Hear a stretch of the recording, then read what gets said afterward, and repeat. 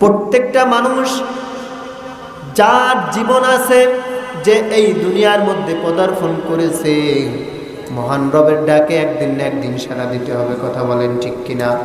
আল্লাহ বলেন, রে মানুষ, তোরে আমি এত মহাব্বত কইরা বানাইলাম, এত দয়া কইরা বানাইলাম,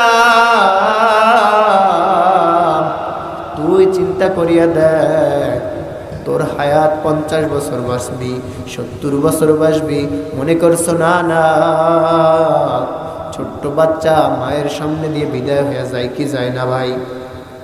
তোমারে আমারে আল্লাহ এত মায়া কইরা বানাইলো, এত দয়া কইরা বানাইলো, সেই মহান রব্বুল আলামিন বলেন, ক্ষমতাধর, তুই কত কত কত ক্ষমতাধর করেছো, তোর কত শক্তিশালী জ্ঞান, তুই কত প্রাচুর্যের মালিক হয়েছ।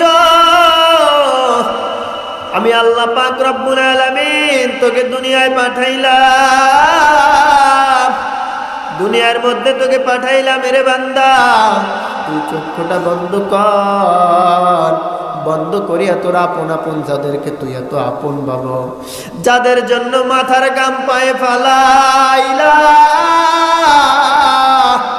যাদের জন্য প্রাচুর্য করলা, ওই তুমি মরিয়া গেলে দেখবা তোমার উঠানে নামায়া লাগবে, তোমার নাম লাশ হয়ে যাইবে। কথা বলেন ঠিক কিনা? এর